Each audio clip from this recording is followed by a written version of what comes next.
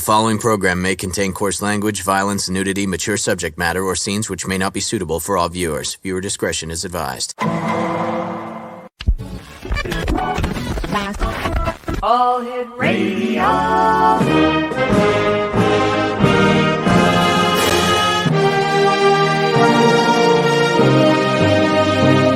Welcome to the X Zone, a place where fact is fiction and fiction is reality. Now, here's your host, Rob McConnell. And it is, it is Wednesday, May the 10th in the year 2023. My name is Rob McConnell. Welcome back, everyone. I hope you had a great past 24 hours since you and I have had the opportunity of sitting down and chatting with each other. We're coming to you tonight on the Talkstar Radio Network, Mutual Broadcast Network, X-Zone Broadcast Network, and Channel 34 on SimulTV at simultv.com. If you'd like to send me an email, xzone at xzoneradiotv.com, on all social media sites, X-Zone Radio TV. And let me see, there's no housework to be done for change, except to say hello to my producer way up in the master control here in our studios in St. Catharines, the one and only Craig West. Craig, nice working with you, as it has been for these past, 27 years? Yeah, wow. What a show we have for you tonight. My first guest tonight is Matthew Alper, and he is all the way in Brooklyn, New York. We're going to be talking about Matthew's book entitled The God Part of the Brain, a Scientific Interpretation of Human Spirituality. His website is godpart.com. And Matthew, welcome to the X-Zone. Great seeing you. How are things in Brooklyn tonight? Peachy. Whoop, I'm leaving the camera. Oh, gosh. Things are peachy here in Brooklyn. Excellent. Matthew, tell our audience a little bit about yourself. Well, I'm a native Brooklynite, partially schooled in London. I've had various careers. I started as a teacher, 5th grade, then high school history. Ended up living in Germany after selling a screenplay to a German film company. Came back to New York, wrote what I consider my magnum opus, The God Part of the Brain, a scientific interpretation of human spirituality. It was the culmination of a life quest I'd been on since I was a child. And and then the book took off, and that became sort of a lot of my life and career. Matthew, in your opinion, how has spirituality affected the way that people think over the years? Has there been a change as far as you can see, the way that people look at spirituality compared to what spirituality used to mean? I think spirituality means the same thing as it did even back to ancient times for cultures that focused more on the spiritual, more the Eastern philosophies and religions. I think that humans are as spiritual and as religious as they've ever been. I think it's a constant in human nature, which is part of what I write about, the human nature underlying our religiosity and tendency to be spiritual. I would say there might be a slight change in our religiosity. I think with the advent of science, it's becoming harder for certain secular cultures or people in secular cultures to embrace these various mythologies. So people, I think, are veering more. Like, I live in New York City. Right. This is not a very religious town. You know, like I take drives into middle America, and there's crosses all over and billboards about, abortion and whatnot. You don't get that here. It's mostly a secular society. However, I would still say a good portion of people, most people at this point, refer to themselves as spiritual, but not religious. I saw a survey the other day where the number of people who are going with traditional religious philosophies are on the decline, and the people who are going towards alternative religious philosophies are in the increase. For example, paganism, Wicca, and others. Is this part of the trend that you're seeing? I mean, I don't see that here. Paganism and Wiccanism. I mean, it's more people in New York City refer to themselves as spiritual but not religious. Gotcha. And by and when they say spiritual, I think they mean sort of, look, people are into yoga and meditation. They're embracing these various Eastern philosophies that refer to themselves as spiritual but not religious, not necessarily entrenched in dogma and ritual, but more like an awareness of the world and people and kindness. And, that's what at least it's meant to be. Does it make them any more kind or humanistic? Not necessarily, but that's the philosophy. Do you think in the year 2023 that we actually need God? I think that, we're going to need God, gods, various beliefs, different forms of what I refer to as magical thinking till the end. Basically the premise of what I write about, the God part of the brain, is I'm suggesting that it's an inherent part of our wiring, that basically there's a principle in evolutionary biology that says that any behavior that's universal to a species is an inherited instinct. So for instance, it's not an accident that all dogs bark and cats meow and beavers build dams. These are instincts that are passed onto the animal. It's an inherited instinct. And since all behavior is generated from the brain, that means that, for instance, in the case of cats, somewhere in all cats' brains, there's a specific region that we could call the meow part of its brain. I'm suggesting the same holds true for humanity, that the fact that every human culture has believed in a spiritual realm and created a religion around those beliefs is an indication that it's an inherent part of human nature, as in genetically inherited. Like there are parts of our brain that are compelling us to see reality through a spiritual lens, to believe that it's not just the physical universe, but that there are other things involved. So we have this sort of, it's a comforting mechanism. It's a coping mechanism. So even though we know that our bodies are going to die and perish, we have this built-in sensibility, this comforting sensibility that our spirits will persevere past physical death. So physical death is just sort of like a passing stage. So that's what I'm writing. I'm writing, therefore, it's an inherent part of human nature. So it's not going to go away ever. We will always, the majority of humans are always going to have some form of a belief system. Now, even though I call it the God part of the brain, in the book, I make clear that I'm talking God as a metaphor for all things that I refer to, again, as magical thinking. And that includes superstition, belief in the supernatural. Every culture has believed in good luck and bad luck. Right, yeah. Every culture has believed in ghosts and apparitions and the perseverance of our spirits in some form. So it's the paranormal, the supernatural. I've even extended it to like conspiratorial thinking. I think a lot of conspiratorial thinking is rooted in the need to embrace a belief system that's based in faith more than reason. Could it be that we, as a human species, needed something like God in order to try and understand what life is all about, as well as being a comforting factor, as you pointed out? Sure. I mean, that's more on the sociological end. It has provided us, it's, how we've come up with solutions to the problems we've had. Certainly most religions were created before pre-science, pre-Renaissance.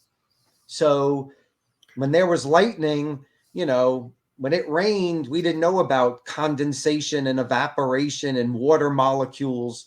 So we assumed, the gods are crying or whatever they're doing. So yeah, it provided us with explanations, but I believe that the factor that drove the evolution of parts of our brain that compel us to see reality this way, that was the terror of death, existential anxiety. Being the first and only species to be aware of our own mortalities was so overwhelming the anxiety created by our awareness of death, the horror of knowing we're going to lose everyone we've ever known or loved, including ourselves, force the selection of the mechanics of our brain so that we have this comforting device that allows us to feel that there's a spiritual world out there too, and that therefore we're part spiritual as well. We're part based in spirit. And therefore, we never die. It's a way of looking at immortality, I would imagine. That's right. It provides us with a belief system to believe that we have immortal souls. Matthew, what initially compelled you to write A God Part of the Brain and a scientific interpretation of human spirituality? So, as I'm discussing that, I believe that it was our awareness of death that drove the mechanics of the evolution of the mechanics of these parts of our brain. It was the pivotal factor that put me on this quest. I think pretty much since, I don't know, maybe when I was 5, I was lying in my bed with my cat, petting my cat. And for whatever reason, suddenly it dawned on me, I think after having flushed enough goldfish down the toilet, I made the connection that, oh crap, it's going to happen to my cat too. Right. And then it all of a sudden, like a light bulb went off, and it was like, oh no, and me, and I picked up the cat and I went running into the kitchen where my mother was cleaning. And I said, the cat's name was Frisky. I'm like, Frisky's going to die. And my mom's like, why? What happened? And I'm like, well, nothing, and she saw the cat run off. She's like, what are you talking about? Frisky's fine. And I was like, not now, but one day. Yeah. And I confronted her that, and it's going to happen to you and me too. Right. And she, gave me sort of and my parents aren't religious. I don't think she believed anything she was saying, but she was like, oh, well, we'll all be in heaven and it's going to be fine. So I didn't know. I was like, oh, okay, maybe, but as I got older, I continued to ask questions, and I found myself being more on the skeptical side. And I started studying a lot of science and a lot of philosophy. And as I got older, I began experimenting with psychedelic drugs. I was reading different authors like Carlos Castaneda, talking about making contact with the other side, Jim Morrison talking about breaking on through to the other side. So I believed, hey, if there's another side and all I have to do is pop some pills and I can go there, I'm curious. So I experimented with drugs, meditation. I studied world religions, world mythology. And I came to the conclusion that the only thing that was going to provide me with any verifiable answers was going to be the science, one of the sciences. So I put myself to just reading as much science, physics, biology, you name it, cosmology, astronomy, thinking maybe somewhere out there's a clue that someone hasn't picked up on yet. Maybe it's out in the cosmos, maybe it's somewhere in the atoms, maybe it's in our cells. And eventually I came up with this one night I was just sitting at home, and the universality of human drive to create religion and believe in gods suddenly struck me. And I realized, oh my God, it's a universal. It's happening in every culture. And according to the laws of genetic science, that means it's wired into our brains. And that, for me, I wrote down on a piece of paper, the God part of the brain, and took 3 years off and studied and researched and put the book together. Matthew, please stand by. You and I have to take our first break. Exo Nation, our guest this hour is Matthew Alper. His website is godpart.com, and he's the author of The God Part of the Brain, a scientific interpretation of human spirituality. And we'll both be back on the other side of this break as the X Zone continues with yours truly, Rob McConnell, and my special guest this hour, Matthew Alper. Whatever you do, don't go away, and we'll see you in about, Craig, a minute, 40 seconds.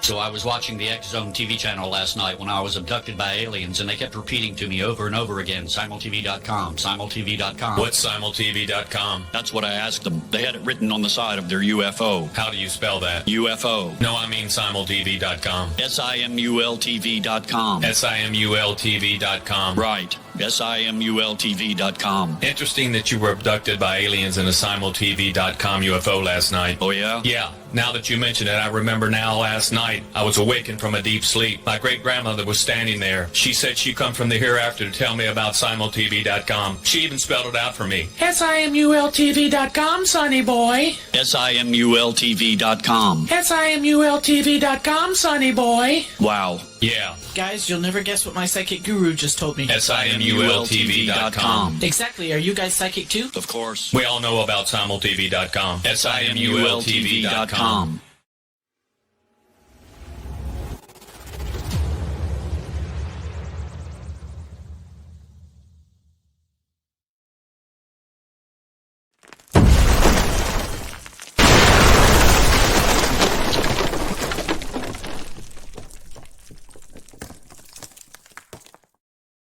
And welcome back, everyone. Before we get back to our guest this hour, Matthew Alper, I'd just like to remind everyone that if you'd like free access to 50, that's 50, exclusive TV channels, 95 online video games, and thousands of on-demand movies, all for free, no strings attached. No, you don't have to buy anything. You don't have to sign up for anything. All you need to do is go to 50forfree.ca. That's 50forfree.ca. And just follow the very simple links. And Bob's your uncle. Guess you can call me Uncle Bob from now on. And this is with the compliments of the X Zone Radio TV show, the X Zone TV channel, and of course, our good friends and broadcast partners, Simul TV. Once again, that website is www.50forfree.ca. Matthew Alper is my guest. He is the author of The God Part of the Brain, a scientific interpretation of human spirituality, and his website is godpart.com. Matthew, can you explain the premise of the idea of a God part of the brain? Right. So, well, as I was saying, so there's a principle in evolutionary biology that says that if there is a cognitive trait that's universal to a species, it means it's genetically inherited. So again, the fact that every human culture has language, which would suggest we're a linguistic animal. That doesn't come out of thin air, our capacity for language. It's because there are regions in our brain that enable us with that capacity. With the help of neuroscience, we know about the Wernicke's area, the Broca's area, the angular gyrus, parts of the brain specific to our linguistic intelligence. If you damage one of those parts, you'll suffer what's called a linguistic aphasia, some disability to your capacity to either comprehend or communicate language. So again, I applied that principle to the fact that every human culture has believed in gods and deities and spiritual realities and good luck and bad luck, etc., suggesting that's an inherent part of human nature. So I'm suggesting there are parts of our brain, and it's not that I'm suggesting it at this point. At this point, they've been putting people in various neural scans for years now and finding that regardless of what God you pray to, when you do pray or meditate, the same parts of the brain are lighting up. There are parts of our brain that are specific to enabling us to have these experiences. It's why, for instance, various cultures throughout human history have used certain plants to induce a religious experience, because it's coming from the chemistry of the brain. It's not that we're making contact with some alternate outside transcendental realm, but the chemicals from the plants we're ingesting are compelling us to believe that we are making contact with another realm. So when I talk about the God part of the brain, I'm talking about those parts of the brain that are responsible for making us a religious animal and a spiritual animal.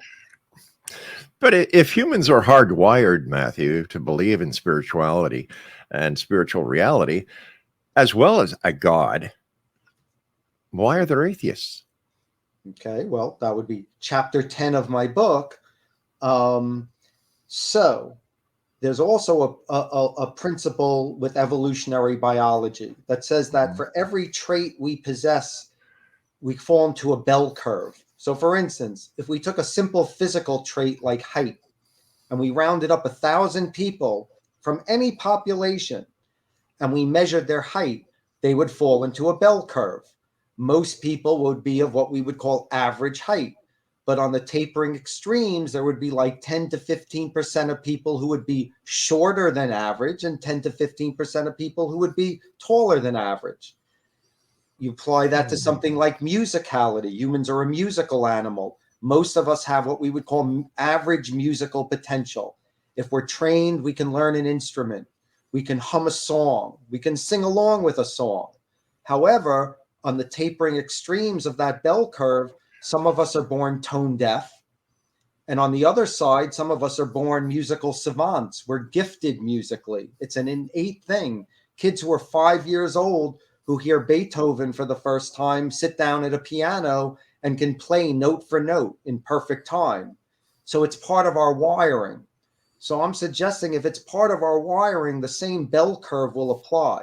Most humans have what we would call average spiritual potential, an average sensibility that there's something else out there, whether it's gods or UFOs or the paranormal, etc. All of these, I'm suggesting, are manifestations of these parts of the brain compelling us to see reality in a particular way. Some of us are wired with a deficiency. We're not particularly religious or spiritual. We don't have a lens that makes us perceive the world that way. Some of us are born hyper-religious. From 5 years old, they're standing at the pulpit delivering heartfelt, passionate sermons about their God, regardless of the religion. You'll have that in Judaism, Christianity, Islam, whatever the religion, there's going to be those people. So I'm suggesting that due to genetic variance, the same genetic variance that makes us all different individuals, it plays a role in the way we look at spirituality and religion. So as a species, we need to believe in something. Correct. I believe that as a species, awareness of death is just too debilitating for us to face reality, knowing that A, we're going to die, B, life has no real meaning or purpose. There's no greater being out there that we're connected to. We're just like, a momentary fart in the universe. We're here and gone, done for all eternity. That's a terrifying thought. Both that we're meaningless, B, that we're this we're around for an infinitesimal point of time, and then we will cease to exist for all eternity. Now, I like what Mark Twain said on the matter. Someone asked him, because he was an atheist, don't you fear not existing for all eternity? And he said, well, I existed for all eternity before I was born. So, and that didn't seem to bother me. How true. Yeah. How very true. What about near-death experiences? Sure. Well, I write. I have a chapter, near-death experiences, in the book, and like every other aspect of religious belief, I approach it from a neurophysiological perspective, and I go into the research that's been done by the scientific community on what is happening when we have one.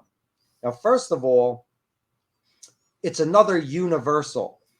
People around the world, Asia, Africa, Australia, on every continent, people report having these types of experiences, meaning, again, it's probably an inherent part of our nature. Moreover, the symptoms are always the same. A white light, a feeling of a tunnel, a feeling of being connected, seeing their gods. Now, we have to realize when, let's say a fundamentalist Muslim in Saudi Arabia has a near-death experience, he's seeing Muhammad or Allah. When a Christian has one, they're seeing Jesus or Mary or, the Christian God, et cetera, et cetera. So is this to suggest that all the gods are real? Or is this to suggest then that we're all having a similar physiological experience that's prompting us to believe in our gods? Now, what the scientific community has found is that the key neurotransmitter behind near-death experiences is a neurotransmitter called glutamate. when the brain receives a diminished amount of oxygen. So let's say you get into an accident and Right. you're bleeding out, or your heart stopped, you have a heart attack. Your brain's not getting normal amounts of oxygen. The brain starts to secrete glutamate, which does a few different things. One, it triggers the optic nerve flares up, so we see a white light. Two, it causes us to, I think it diminishes the blood flow to the amygdala where anxiety and fear is generated. So it calms us. If you have a heart attack or you're bleeding out, what does the body want to happen? You want the heart to slow down. You want to calm things down. You're pumping less blood out. So all of these are just physical symptoms to an experience that's essentially meant to comfort us and help us live when we're about to die. Now, people, for instance, who make claims like they died and came back, from a scientist's opinion, nobody dies and comes back. Now, the heart can stop. The heart's just an organ. The heart's just a pump. Boom, boom, boom, boom. That's all it is. We can get an artificial heart. We can lose our regular organic heart and get a motor, keeps us alive.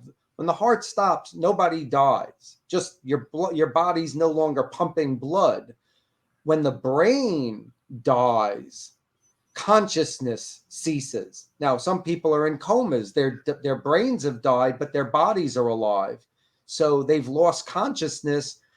So they're not technically dead. So it's when a combination of the heart stops and the brain dies, the cells in the brain die, that we're officially dead. So, nobody's ever come back from the dead, for instance. How do we explain these cases talking about near-death experiences where people claim that they've gone to the other side, they've stayed there for what they consider to be a significant amount of time, they've met with past loved ones, and they always get the message that, no, you can't stay here, you have to go back. Right. Is this something that the body does to try and subconsciously, or based on the hard wiring, as you describe it, that the body does to try and make sense of what's going on, or why it's had this diminishment of blood flow, or why the Sure. So you kind of answered the question in your question, because you used the key word, claim. Okay. When people claim all sorts of things. People claim they walked into the desert and they spoke with God. 99.9% of the time they're considered crazy, sometimes put in an institution. The 0.001% of the time they birth a new religion and they're considered prophets. But claim is the key word. Whenever the scientific community has investigated these things, the same community that gave us the technology allowing you and me to speak through a computer right now. Right. When they've investigated these same phenomena, no one in the scientific community has ever come to the conclusion that, yes, people have died and come back. If the scientific community, after studying these things, came to that conclusion, we could go to college, we could go to any school on earth, and we could study, like, I don't know what they would call it, but sort of, death experience studies or whatever, but basically, no, we study biology. And according to biology, you're dead, you're dead. There's no coming back. So the key word is claim. Now, look, anyone can write a book and say, I interviewed 50 people and this is what they said. We don't even know if he interviewed 50 people. We just know someone might be trying to sell books. Right, exactly. Even if they were genuine and they did interview 50 people who said, this is the experience I had, as you said, though, that means he interviewed 50 people who claim to have an experience. I'm suggesting the nature of the experience is organic, that what they're experiencing, I don't believe they're lying, like those people are telling lies to get attention. They really feel they had that experience because the way the brain is wired, Right. We're wired to feel that those experiences are real. Matthew Alper is my very special guest this hour. He's the author of The God Part of the Brain, a scientific interpretation of human spirituality. His website is godpart.com, and we'll be back after this break at the bottom of the hour as the X Zone continues right here from the studios of REL-MAR McConnell Media Company in St. Catharines, Ontario, Canada. Don't go away.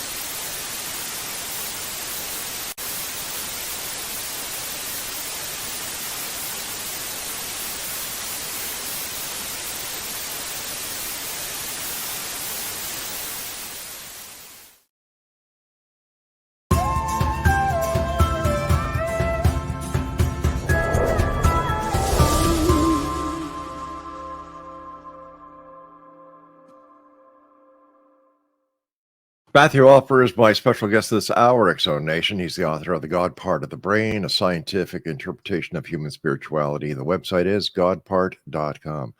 Question for you, my friend. If we're all hardwired, why is it that some people believe in something? And for example, there are those who believe in UFOs, there are those who believe in ghosts, there are those who believe in a God, and others don't. If we're all hardwired, what differentiates one belief in one person compared to a non-belief in another? Right. Well, kind of as I think I answered that earlier when I was talking about the bell curve.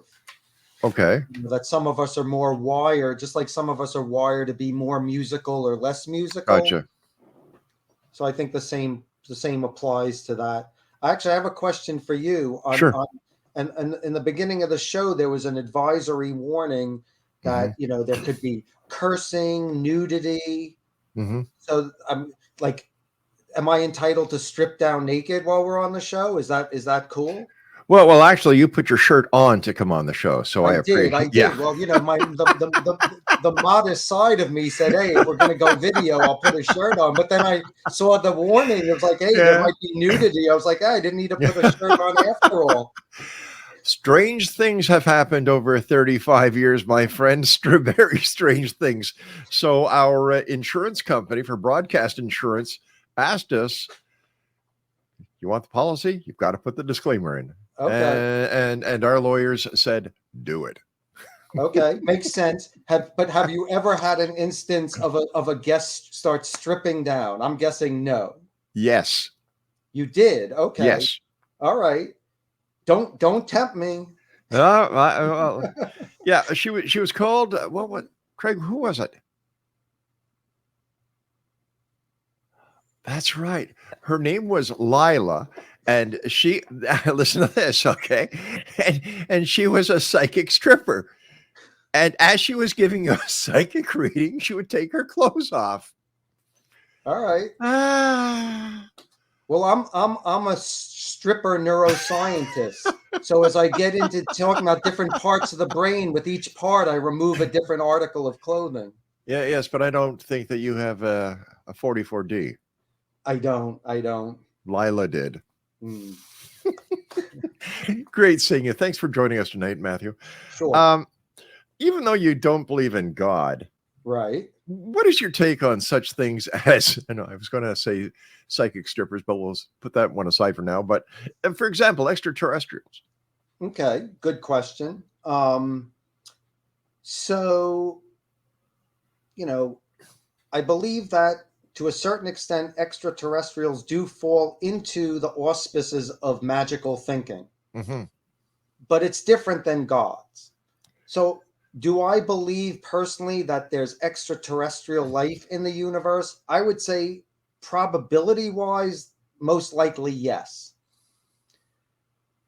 Do I believe that we've had contact or ever will? I would say most likely not. The universe is vast. It is. And there's a ring in the universe where it's kind of like the Goldilocks ring, where it's not too hot, it's not too cold, it's not too close to the center of the universe, where life can evolve. And it's a huge ring. So, for instance, the closest star to Earth is Alpha Centauri. Besides our sun, our star, the sun, the next closest star is Alpha Centauri, which I believe is like something like 4.4 light years away, which translates to about 26 trillion miles. Even if a species developed that had technology that could go like 1,000 times faster than anything we have, it would still take like 10,000 years to travel 26 trillion miles. So do I believe, which would, even if it was a species, for instance, that lived 10,000 years per generation, they would have to dedicate themselves to endless generations just to get here. Now, do I believe there's any species on Alpha Centauri that's made that trip, come down, burnt a circle in a cornfield, and said, let's go home now? Yeah. So do I believe that we've had visitations? I do not. I believe that, now again, I do believe there's life out there. Is there intelligent life? I would say probably. But I don't believe we'll ever have access to it. And I don't believe they'll ever have access to us. It's a nice thought. And it doesn't quite play because it is we're talking biology. If it existed, it would be a biological form. So we're not talking about deities. We're not talking about spiritual entities. So it's kind of like this gray zone. But I believe that the beliefs behind alien visitations is kindred to our God part of the brain, in that it's part of magical thinking. It's a need for us to believe that there's something else out there that sort of breaks us free from the prison of a purely, because even if there are aliens out there, for instance, let's say there's intelligent life, that could mean immortality for us. Maybe they're an advanced society and they know how to make us immortal. Like they've already mastered. They live to be, let's say, 100,000 years because of their technology and medicine, et cetera, et cetera. So maybe they could provide us with immortality. So, it kind of crosses over. I'm sure that, you and things that, get other guests you've had on your show profess a very different mindset, and probably believe, from what little I do know about your show, that you do believe that we've had visitations and all of the above.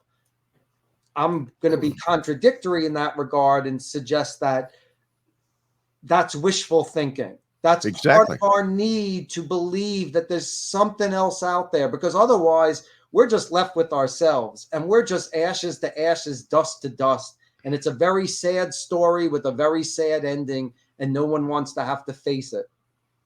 It sounds like we're a species that needs to believe that we're not alone, that we need the connection. But I agree with you 100% on your analysis when it comes to the extraterrestrial existence. Like you said, I've had hundreds of different guests talk about ETs, UFOs, and for some reason, they all believe that ET will be some sort of humanoid, that he will or she will stand up straight, she will or he will have arms and legs. And my question to them, including many scientists we've had on, is, well, we are carbon-based units, but who says that life out there, if it does exist, is carbon-based? What happens if it's a species that is based on any other elements out there? Sure. And this perplexes them. They say, well, how can that be?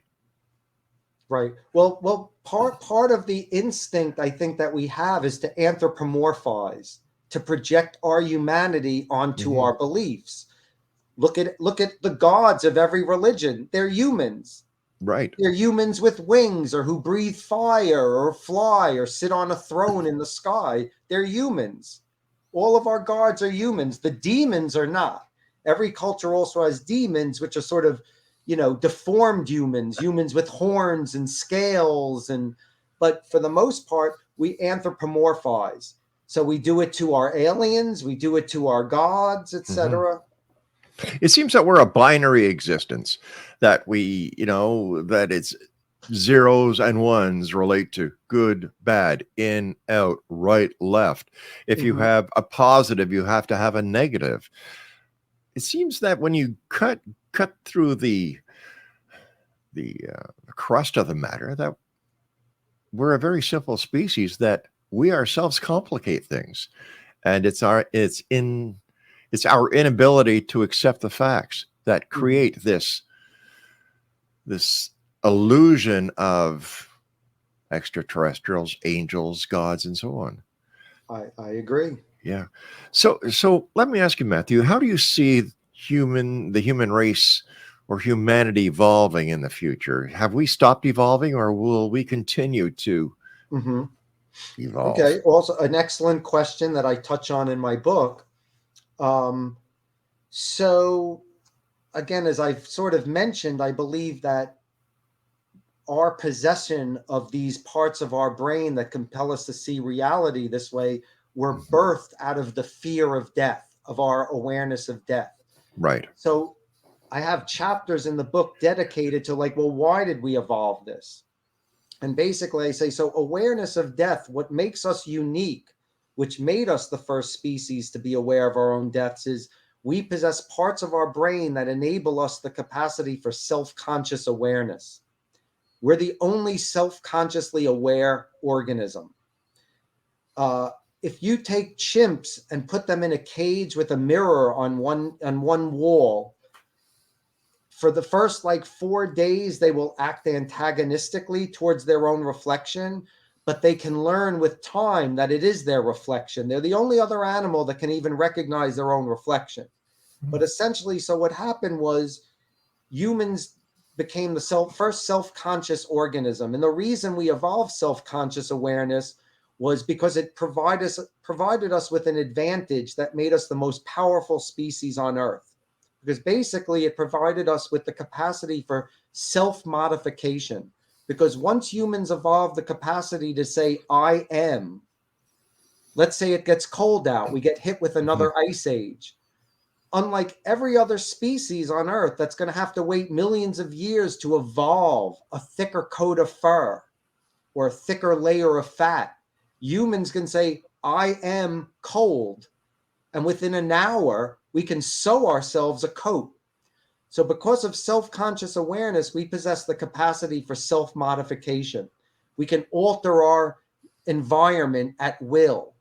If we deem that it would be advantageous to fly, we're not sitting back waiting 10 million years to grow wings. We'll build them.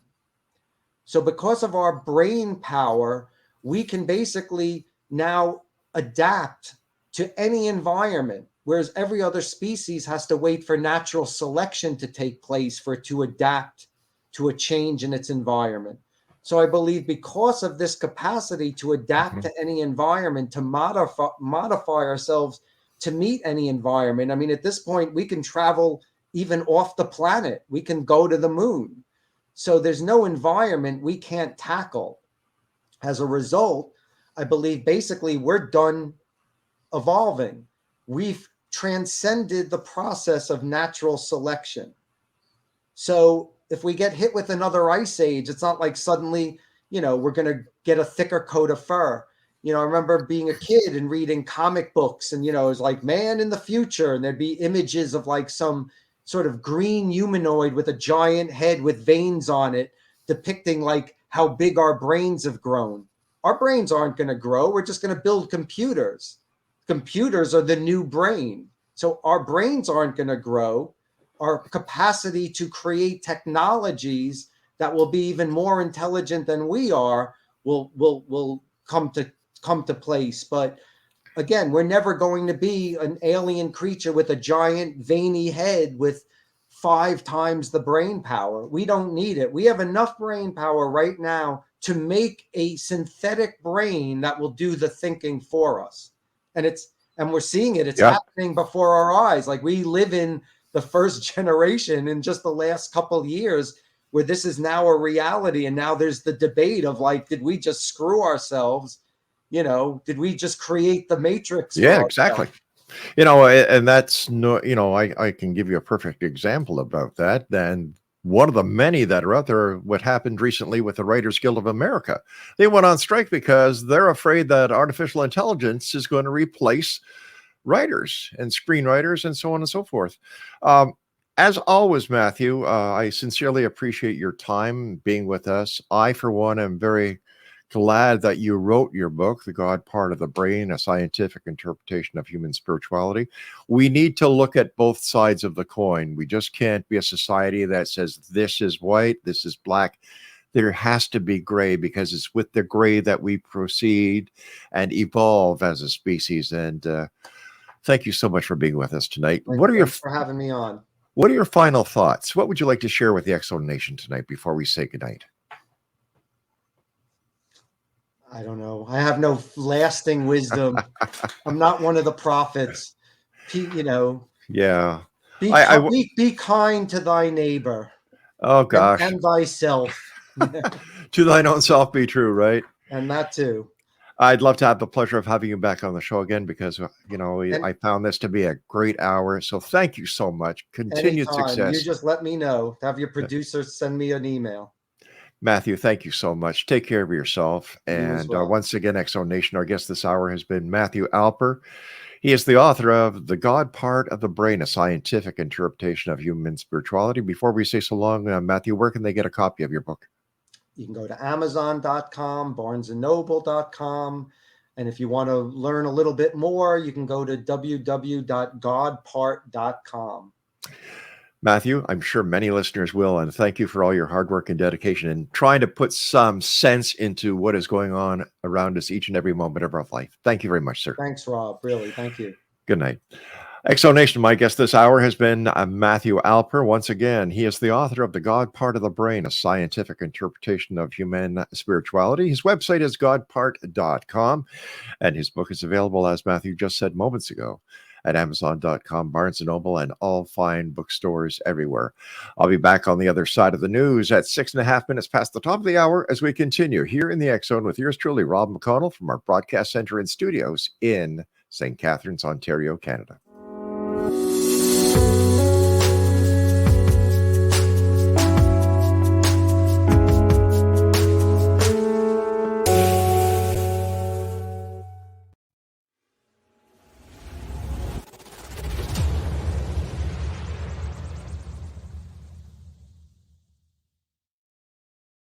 So I was watching the X Zone TV channel last night when I was abducted by aliens, and they kept repeating to me over and over again, simultv.com, simultv.com. What's simultv.com? That's what I asked them. They had it written on the side of their UFO. How do you spell that? UFO. No, I mean simultv.com. simultv.com. simultv.com. Right. simultv.com. Interesting that you were abducted by aliens in a simultv.com UFO last night. Oh, yeah? Yeah. Now that you mention it, I remember now last night I was awakened from a deep sleep. My great-grandmother was standing there. She said she'd come from the hereafter to tell me about simultv.com. She even spelled it out for me. simultv.com, sonny boy. simultv.com. simultv.com, sonny boy. Wow. Yeah. Guys, you'll never guess what my psychic guru just told me. simultv.com. Exactly. Are you guys psychic too? Of course. We all know about simultv.com. simultv.com.